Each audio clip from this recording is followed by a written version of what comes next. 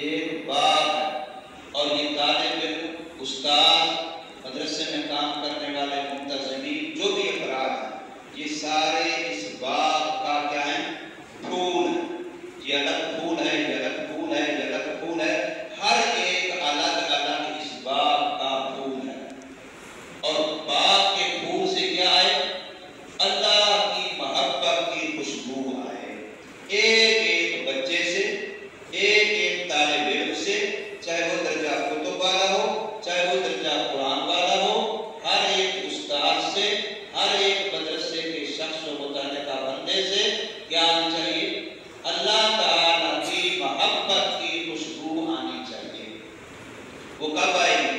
جب میرے اندر اللہ کی محبت ہوگی تو پھر اس کی خوشبو دوسرے کو آئے گی۔ اگر میرے اندر ہی محبت الہی نہیں ہوگی تو پھر میرے اندر سے کسی اور کو خوشبو کیسے آئے گی؟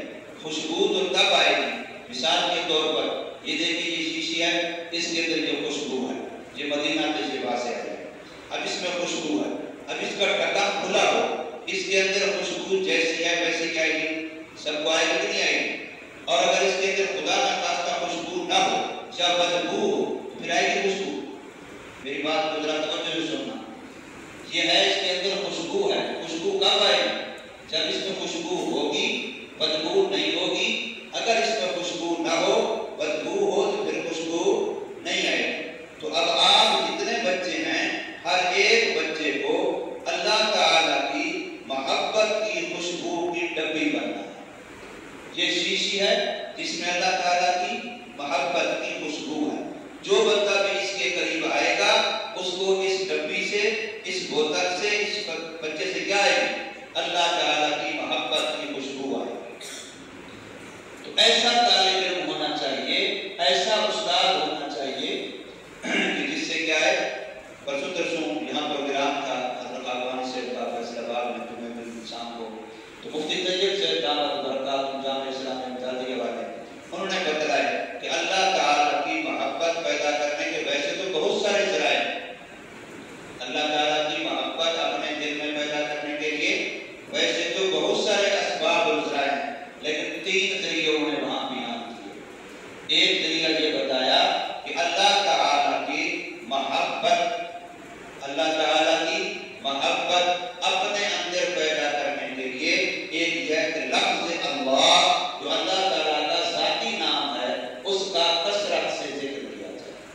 کثرت سے اللہ اللہ اللہ اللہ، یہ ذکر کثرت سے جو بتا کرے گا اس کے اندر کیا ہو جائے گی؟ اللہ تعالیٰ کی محبت پیدا ہو جائے گی۔ نمبر 2 بتلایا کہ کلمہ طیبہ جس کو پیدا کرنا کہتے ہیں، اس کو کثرت سے پڑھا جائے، کم از کم 1000 مرتبہ روزانہ بندہ پڑھے، لا الہ الا اللہ محمد رسول اللہ، اول آخر پورا پڑھا جائے، درمیان میں صرف لا الہ الا اللہ، لا الہ الا اللہ۔ تو کثرت سے، اس سے اللہ تعالیٰ کی محبت پیدا ہوتی ہے۔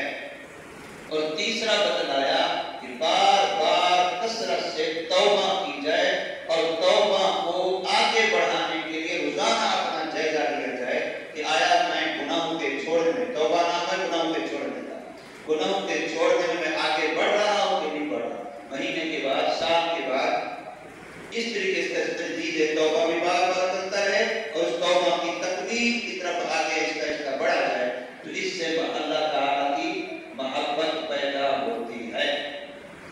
اور ایک اور بات جو حضرت سید جوید شاہ سے رحمت اللہ تعالیٰ بتلایا کرتے تھے، وہ یہ بتلایا کرتے تھے اللہ تعالیٰ کی محبت پیدا کرنے کے لیے ان 3 کے ساتھ چوتھا وہ حضرت شاہ سے رحمہ اللہ بتایا کرتے تھے، جوید شاہ سے رحمہ اللہ، کہ جس وقت آپ کوئی بھی عبادت کرتے ہیں، تلاوت کرتے ہیں، نماز پڑھتے ہیں، صدقہ خیرات کرتے ہیں، اس وقت آپ کم از کم 3 چیزیں اپنے ذہن میں حاضر کر لیا کریں۔ نمبر 1، اللہ بصیر ہے، وہ میری ہر بات کو دیکھ رہا ہے، میری ہر حالت کو دیکھ رہا ہے۔ نمبر 2، اللہ سمیع ہے، وہ میری ہر بات کو سن رہا ہے، حتیٰ کہ میرے دل کی دھڑکن کو بھی سن رہا ہے۔ اور نمبر 3، اللہ علیم ہے، وہ میری ہر حالت کو دیکھ رہا ہے، میرے دل کی کیا حالت ہے، میرے ذہن کی کیا حالت ہے۔ یہ 3 صفتیں اللہ تعالیٰ کی اپنے ذہن میں مستحضر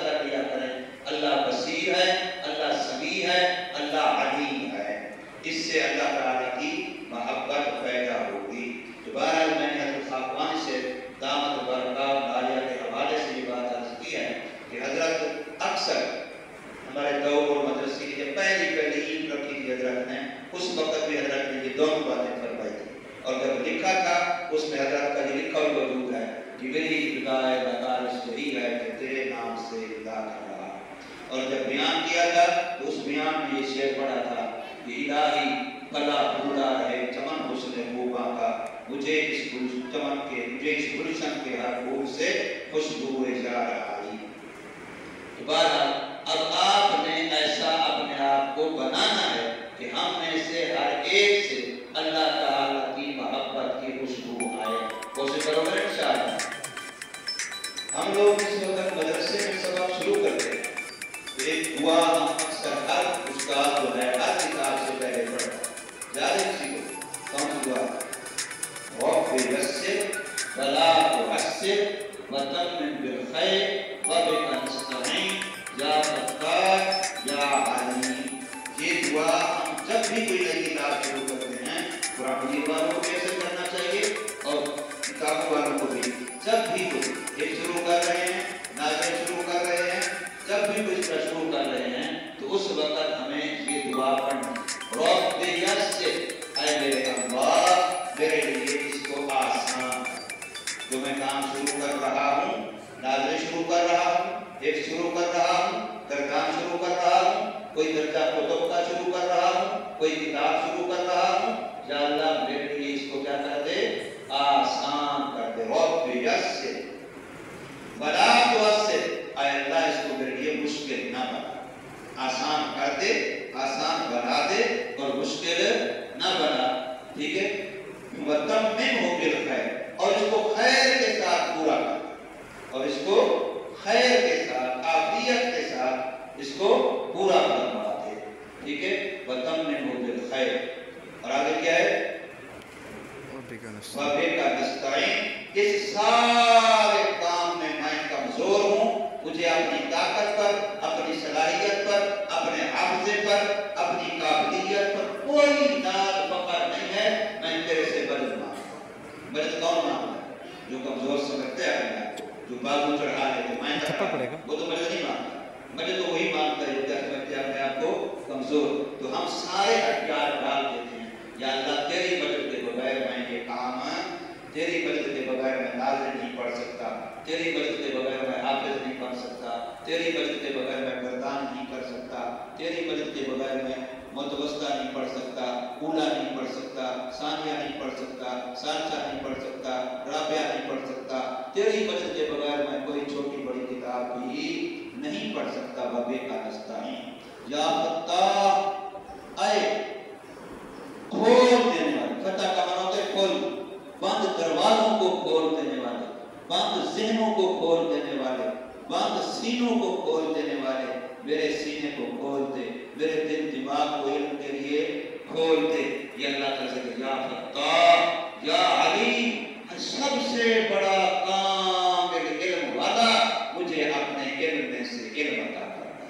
یاد رکھیں کسی بھی عالم کو جو علم ملتا ہے وہ اللہ کی صفت علم سے حصہ ملتا ہے، کسی بھی عالم کو جو علم ملتا ہے کہاں سے ملتا ہے؟ وہ اللہ تعالیٰ کی صفت علم، اس سے حصہ ملتا ہے۔ اس لیے عالم جو بندہ اپنے مرض سے نہیں بن سکتا، جس کو اللہ چنتا ہے وہ عالم بنتا ہے۔ سورہ فاتحہ ہے، سورہ فاتحہ جانتے ہو؟ سورہ فاتحہ آیت نمبر 32 ہے، ثم اورثنا الکتاب الذین اصطفینا من عبادنا۔ یہ قرآن مجید کی میں نے آپ کو سورت بتائی، آیت نمبر بتائی، آپ کسی اردو تفسیر کو دیکھ کے پڑھ لینا، وہاں صاف لکھا ہے کہ اللہ چن کے اپنے بندوں میں سے جس کو کتاب قرآن کا وارث بناتا ہے، اللہ ان کو چنتا ہے۔ ثم اورثنا الکتاب، یہ آیت نمبر 32 ہے۔ اس سے پہلے اسی سورت میں آیت نمبر 28 کے اندر کھڑا ہے، انما یخشی اللہ من عبادہ العلماء۔ اس لیے سورت یہی ہے، وہ آیت نمبر 28 اس کا حصہ، انما یخشی اللہ من عبادہ العلماء۔ آگے 32 میں یہ کھڑا ہے، آیت نمبر 32۔ تو گویا اللہ پاک نے آپ لوگوں کو چنا ہے، قرآن مجید والوں کو، کتابوں والوں کو اللہ پاک نے چنا ہے، چن کر کے یہاں بھیجا ہے۔ اب یہ ادارہ ہے، یہ ایک چمنستان ہے، یہ ایک گلشن ہے، یہ ایک باغ ہے، یہ ایک ادارہ ہے، یہ ایک مدرسہ ہے، یہ ایک جامعہ ہے جس کے ہم پھول ہیں۔ پھول اگر اپنے درخت کے ساتھ جڑا رہتا ہے تو کیا رہتا ہے؟ ہرا بھرا رہتا ہے، کھلا رہتا ہے، مسکراتا رہتا ہے، خوشبو دیتا رہتا ہے۔ جس پھول کو وہاں سے کاٹ دو پھر وہ کیا ہو جاتا ہے؟ پھر وہ سوکھ جاتا ہے، مرجھا جاتا ہے۔ ایسے ہوتا ہے کہ نہیں ہوتا؟ किसी भी दरख्त से फूल देखा नहीं देखा? फूल किस वक्त तक खिला रहता है? जब तक अपने टहनी के साथ, दरख्त के साथ लगा रहता है, जुड़ा रहता है, उस वक्त तक खुशबू देता रहता है, खिला रहता है, फूला होता है, खूबसूरत लगता है। अगर वहां से तोड़ दिया जाए फिर क्या हो जाएगा? मुरझा जाता है, उसको जाता है, बेकार हो जाता है, फेंक देते हैं, किसी काम कर लेता। तो बस आप अपने आप को मदरसे के फूल समझें। मदरसे के साथ जुड़े रहने में आपके लिए आफियत है, जिंदगी है, खैर है, आपकी खुशबू पूरे दुनिया में फैलती रहेगी। अगर आप उस्तादों से कट जाएंगे, मदरसे से कट जाएंगे, तो मुरझा जाएंगे, खुश्क हो जाएंगे, बेकार हो जाएंगे। ये बात आपको समझ आती कि नहीं आती? जब ये एक इदारा है तो हर इदारे के कुछ उसूल होते हैं। इसलिए मैंने सुबह आप लोगों को ये तालीमी रिपोर्ट, जिसको मैंने दाखिला फारग के तौर पर इस्तेमाल किया है, इसकी ये जो 2 साइड हैं, ये दाखिला फारग। एक साइड में आपके कवायद लिखे गए हैं, आपका नाम, आपकी वदीयत, आपका फला, आपका फला, ये आपके कवायद लिखे गए हैं। और दूसरी साइड पे आपके लिए हिदायत हैं कि आपने जब इस मदरसे में रहना है, किसी मदरसे में रहना हो हिदायत होती है, तो यहाँ हिदायत है। मैं एक मरतबा फिर सुना रहा हूँ, जितने कुरान मजीद वाले हैं हर एक के पास ये तालीमी रिपोर्ट होती है, जहाँ उससे दस्तखत करवाए जाए और अच्छी तरह से बच्चे को ये बात पहले समझाई जाए। जिसका सरपरस्त तक रसाई हो, उसके सरपरस्त को ये बात अच्छी तरह समझाई जाए, इतना समझाई जाए कि वो थक जाए, अक जाए, यार कारी से मुझे समझ आ गई, तो बोले अभी भी नहीं लगी, फिर कान पकड़ के और ज्यादा समझा। इसलिए सारी खराबी जहाँ से पैदा होती है। अगर ये बात समझ आ गई सरपरस्त को, तालिब को, फिर हमारे लिए बड़ा काम आसान हो जाता है। अब जो पढ़ के सुनाता हूँ, सारे बच्चों ने इसकी पाबंदी कर दी। किताबों वाले जितने बच्चे हैं, मैंने हर एक को ये फॉर्म दे दिया है, उन्होंने इसको पढ़ लिया है, पढ़ के दस्तखत करके मुझे वापस कर दिया। वे भी मेरे साथ वादा कर रहे हैं कि हम मदरसे में इन शराइत के साथ रहेंगे। जो बच्चा इन शराइत को नहीं मानेगा, वो सजा का हकदार होगा, वो मुजरिम होगा, वो कसूरवार होगा, वो अपने नुकसान का खुद जिम्मेदार होगा। ठीक है? किताबों वाले को समझदार है, उनको अलग लग दिया है। कुरान मजीद वालों को जिस वक्त हर एक की तालीमी रिपोर्ट बनती है, उनको समझाया जाए। उनके छोटे बच्चे होते हैं, इनके सरपरस्त को बुला के समझाया जाए। देखिए ये हिदायत है। नंबर 1, मोहतमिम मदरसा की तरफ से मदरसा में रहने, वक्त गुजारने और लिबास, हजामा समझते हो? ये सर के बाल बनवाना, दाढ़ी के बाल बनवाना, ठीक है ना? इसको हजामत कहते हैं। हजामत वज़ाकता, यानी लिबास कैसा पहनना है, बाल कैसे रखने हैं, सलवार कटों से ऊंची रखनी है और कुर्ता सलवार का लिबास खुला पहनना है। ये सारी चीजें ये वज़ाकता में है। वज़ाकता औकात तालीम और तरबियत वगैरह बातों के मुताबिक जो हिदायत मोहतमिम मदरसा की तरफ से दी जाएं, उन पर पूरे तौर पर अमल किया जाएगा।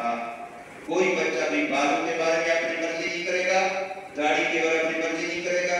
पिछले साल यहाँ उसानिया में बच्चा था हमारा उमर फारूक से माशाअल्लाह, अब वो दाढ़ी में मुंह काला करता रहा, नतीजा गुफार पर पूरी लाइन लकीर लगा दी।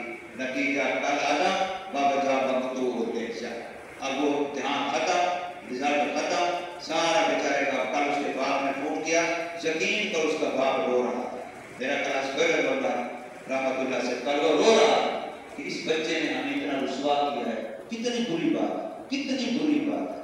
3 साल 4 साल तो किताबों में लगाए, उससे पहले 5-6 साल मदरसे कुरान मजीद का हाफिज बना, लेकिन इतनी तौफीक ने भी गाड़ियां हमने कभी कभी उसको यहाँ इमाम बनाया, मैंने इस नियत से कि शायद इसको जो मुहैया आ जाए। ये इतने लोग मेरे पीछे नमाज पढ़ रहे हैं, अब तो मैं गाड़ी छोड़ दूँ, अब तो मैं हया कर दूँ। लेकिन विफाक वालों ने बाकायदा उसने जब देखा हो तो बच्चों ने नेट के ऊपर वहाँ बाकायदा उनकी लकीर लगा दी पूरी और लिख दिया है कि नतीजा कालादा बाबा जा मकतू उन्देश। जो मदरसे में रहते हुए जिस बच्चे की दाढ़ी आ गई है, अगर वो बच्चा कोई भी दाढ़ी कटाएगा, याद रखिए वो इंतहाई मुजरिम होगा और उसको सजा देने के हम हकदार होंगे, वो सजा खाने का हकदार होगा। किसी बच्चे की अपनी दाढ़ी के मुताबिक कोताही नहीं करनी। सर के बाल भी जो मदरसे वाले उस्ताद कहेंगे, क्लास में उस्ताद कहे, आगे पीछे कहे, जो उस्ताद कहेगा सर के बाल वैसे बनाने होंगे। कोई एक बच्चा भी इससे मुस्तस्ना नहीं होगा। जैसे उस्ताद कहेगा उसी में तुम्हारी खैर है, उसी में तुम्हारा फायदा है। उस्ताद को कुछ नहीं मिलना होता, वो जो कुछ करता है तुम्हारे लिए करता है मेरे भाई, तुम्हारे ذہن میں رکھیں کہ مدرسے میں رہنے کے لیے، وقت گزارنے کے لیے لباس کیسا پہننا ہے، حجامت کیسی بنانی ہے، وضاحت کیسی کرنی ہے، اس میں جو مدرسے کی طرف سے تعلیم و تربیت کی ہدایات ہوں گی ان پر عمل کرنا آپ کے لیے ضروری ہوگا۔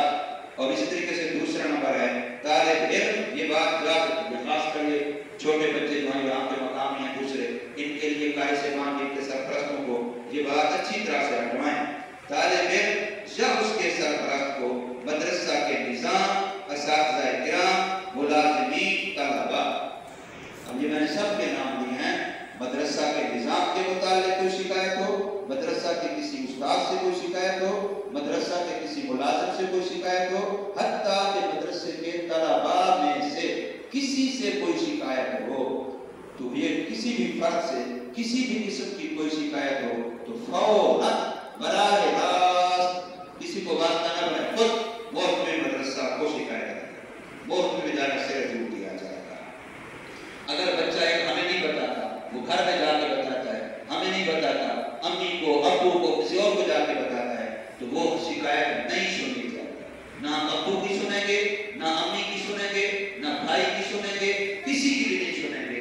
اس حال میں سنیں گے جب پہلے اس نے ہمیں بتایا۔ پہلے وہ بچہ کیا کس کو بتائے گا؟ اپنے استاد کو بتائے، مجھے بتائے، دوسرے استاد کو بتائے، تیسرے کو بتائے۔ اگر وہ کسی کو نہیں بتاتا، سیدھا منہ اٹھا کے میں نے امی کو کہا ہے، ابو کو کہا ہے، تو اس کی بات نہیں سنی چاہیے۔ بات سن لو اچھی طرح سے۔ کوئی بھی مسئلہ شکایت ہو کس کو بتانی ہے؟ دفتر میں وہ کو بتانی ہے یا اپنے متعلقہ استادوں میں سے کسی استاد کو۔ بات سمجھے کہ نہیں؟ اللہ کرے پہلے وہ نوبت آئے گی نہ، کوئی شکایت کسی کو پیدا نہ ہو، بالفرض اگر ہو جائے تو۔ تیسری اور آخری بات ہے، اگر کوئی طالب علم بلا وجہ یا کسی بھی وجہ سے مدرسہ سے غیر حاضر ہو گیا، غائب ہو گیا، نکل گیا، دفع ہو گیا، چلا گیا، تو اس کے ہم ذمہ دار نہیں ہوں گے۔ کل کو اس کا کچھ بھی ہو جائے تو مدرسہ ذمہ دار، مدرسہ طالب علم کا چار دیواری کے اندر ذمہ دار ہے۔ چار دیواری سے باہر اگر طالب علم جو کرے گا اور اپنے کوئی محلے والے اس سے دوستی لگائی، اس سے دشمنی کی، اس سے لڑائی کی، اس سے دعوت کھائی، اس کو دعوت کھلائی، یاد رکھیں ایسا طالب علم ہم اس کے ذمہ دار نہیں ہوں گے۔ کسی محلے والے سے کسی طالب علم کو کوئی تعلق، دوستی، یاری، اٹھنا بیٹھنا، کھانا کھلانا پلانا، اس کی اجازت مدرسے کی طرف سے نہیں ہے۔ اگر کوئی طالب علم بلا وجہ یا کسی وجہ سے مدرسہ سے غیر حاضر ہو گیا تو مدرسہ سے متعلقہ کوئی بھی فرد اس کا ذمہ دار نہیں ہوگا۔ یہ باتیں آپ کو سمجھ آئی کہ نہیں؟ سارے قرآن مجید والے بھی اس کے پابند ہیں، کتابوں والے بھی اس کے پابند ہیں۔ اللہ تبارک و تعالی ہم سب کے لیے سال کے اندر جس نیت کو، جس ارادے کو لے کے ہم آئے ہیں، تعلیم کے حوالے سے، تربیت کے حوالے سے، اللہ پاک ہمارے احسان فرما دے اور ہم سب کو اس پر عمل کرنے کی توفیق عطا فرما دے۔ اب یہ تمہاری دعا جو ہم شروع میں پڑھتے ہیں، ایک دفعہ پھر میں پڑھا دیتا ہوں، سارے طالب میرے ساتھ پڑھو آہستہ آواز میں، کہ آواز اتنا ہو کہ ساتھ والا سنے، شور نہ بچے۔ تو یہ دعا پڑھنا، اس کا مطلب ہم تعلیم سال کیا کر رہے ہیں؟ شروع کر رہے ہیں۔ اس سے ہمارا تعلیم کا عمل شروع ہو رہا ہے۔ آج سوموار ہے، کل سے انشاءاللہ ہماری کلاسیں شروع ہو جائیں گی اور جتنے بھی طالب مزید آتے جائیں گے، جس نصیب میں ہوگا ساتھ ساتھ ملتے چلے جائیں گے، اور پھر ہفتے والے دن سے ہماری باقاعدہ طور پر ایسی کلاسیں جیسے بالکل پوری فل ٹائم کی کلاسیں شروع ہو جائیں گی۔ ابھی آج سوموار ہے، منگل، بدھ، جمعرات، یہ 3 دن بھی کلاسیں ہوں گی۔ کسی طالب علم کو چھٹی نہیں ہے، وہ یہ مت سمجھے کہ میں 3 دنوں میں آزاد ہوں، آزاد نہیں ہے۔ آج سے اس کی حاضری کا عمل روٹی میں بھی، نمازوں میں بھی اور کلاسوں میں بھی حاضری کا عمل شروع ہو جائے گا۔ اس کو باقاعدہ مدرسے میں حاضر ہونا پڑے گا، حاضری لگائی جائے گی، روٹی کے لحاظ سے بھی حاضری اور نمازوں کے لحاظ سے بھی حاضری اور سبقوں کلاسوں کے لحاظ سے بھی حاضری کا عمل شروع ہو جائے گا انشاءاللہ۔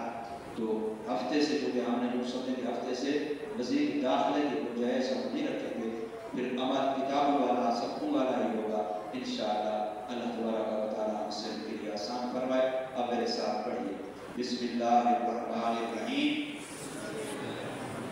رب یسر ولا تعسر وتمم بالخیر وبك نستعين يا فتاح يا عليم رب يسر ولا تعسر وتمم بالخير وبك نستعين يا فتاح يا عليم رب يسر ولا تعسر وتمم بالخير وبك نستعين يا فتاح يا عليم. الحمد لله رب العالمين.